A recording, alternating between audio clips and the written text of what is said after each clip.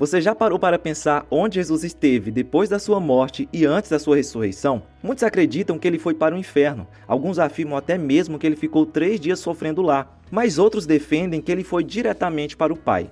A Bíblia oferece uma resposta muito clara para essa questão. Não é sem fundamento a ideia de que Jesus, depois da sua morte, foi para o inferno. Pedro diz que Cristo foi morto sim na carne, mas vivificado no Espírito, no qual também foi e pregou aos espíritos em prisão. No mesmo livro também é dito, pois para este fim foi o evangelho pregado também a mortos, para que mesmo julgados na carne segundo os homens, vivam no Espírito segundo Deus. Com base nesses versículos, muitos acreditam que Jesus foi ao inferno para pregar o evangelho aos pecadores presos ali, para que estes pudessem se arrepender e ser salvos. Mas esses versículos não são os únicos. Outro texto tem levado muitos a essa conclusão. Veja o que diz Efésios 4, 8 e 9.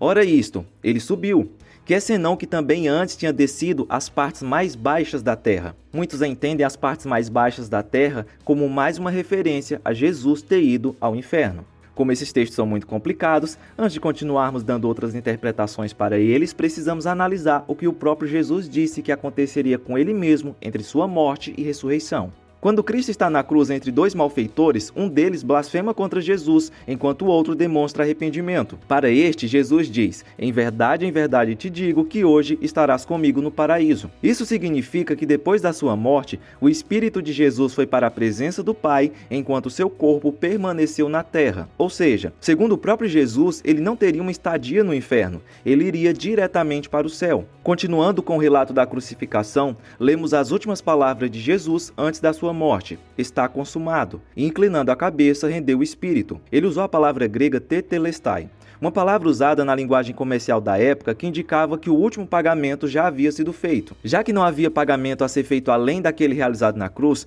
não havia necessidade de Jesus sofrer outro castigo. Portanto, quando alguém diz que Jesus ainda teve que ir para o inferno sofrer pelos nossos pecados, está dizendo que o sacrifício realizado por Jesus na cruz não foi suficiente.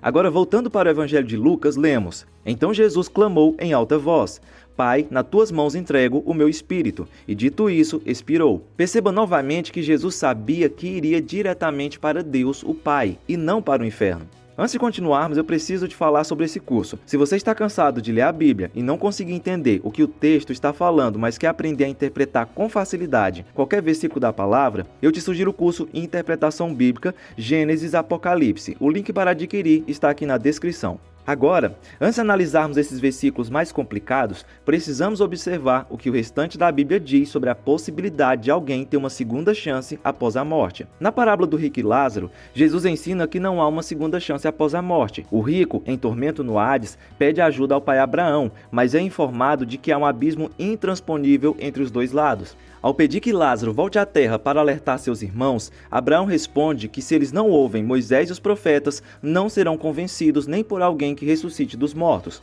Portanto, essa parábola demonstra que a oportunidade de arrependimento está limitada à vida terrena. Após a morte, não há como mudar de estado nem obter uma nova chance, porque as escolhas feitas em vida determinam o destino eterno. Além disso, Hebreus 9:27 diz: E assim como aos homens está ordenado morrerem uma só vez, vindo depois disso o juízo. Esse versículo é claro. Após a morte, não há oportunidade para arrependimento ou mudança de destino. Todos têm chances de se arrependerem com Deus somente em vida. Então, se não há segundas chances após a morte, o que esses versículos que dão a entender que Jesus foi ao inferno fazer alguma coisa pelos mortos significam? Começando por 1 Pedro 3, 18 e 19, nós precisamos responder à pergunta: que espíritos são estes? O verso 20 diz: os quais, noutro tempo, foram desobedientes quando a longanimidade de Deus aguardava nos dias de Noé, enquanto se preparava a arca, na qual poucos, a saber, 8 pessoas foram salvos através da água. Pedro está se referindo às pessoas que viveram nos dias de Noé, quando a arca estava sendo construída. Eram aqueles que ouviram a mensagem de advertência,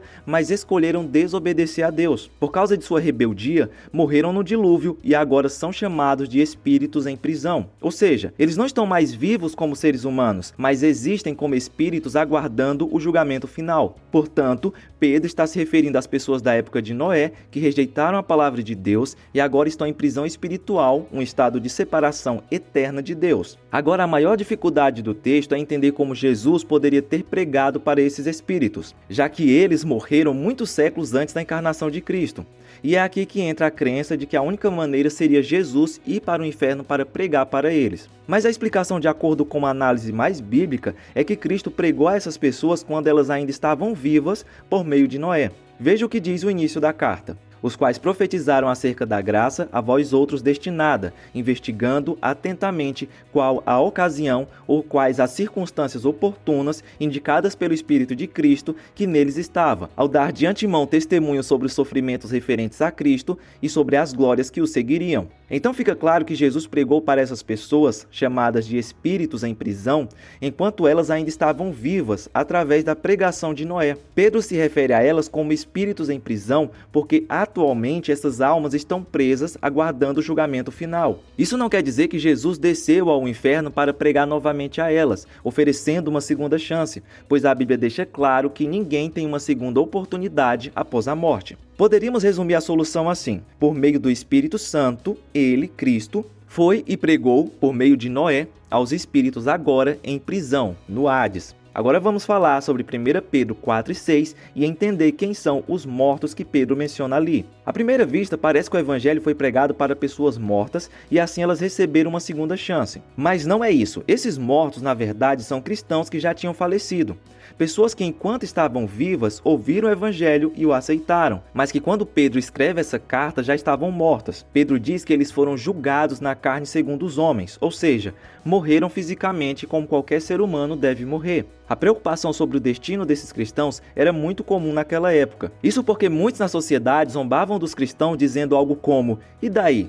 Eles morreram como todo mundo. Para onde essa fé levou eles?" Mas Pedro quer deixar algo claro. O que parece ser uma derrota aos olhos humanos não reflete a realidade da perspectiva de Deus. Sim, eles morreram fisicamente, mas vivem no Espírito segundo Deus. Ou seja, há uma vida eterna aguardando esses que permaneceram fiéis a Cristo, mesmo que o mundo não enxergue isso agora. Ainda precisamos explicar o significado de Efésios 4, 8 e 9, que é um problema bem maior do que esses outros dois textos, já que ele parece ser claro que Jesus foi mesmo ao inferno. Mas não é bem assim. Quando a Bíblia fala que Cristo desceu às regiões inferiores da terra, não significa que ele foi ao inferno. Quando lemos esses versículos com essa ideia em mente, temos mesmo essa impressão. Porém, o que esse texto está dizendo é que Jesus desceu até este mundo, deixando o céu e se tornando humano.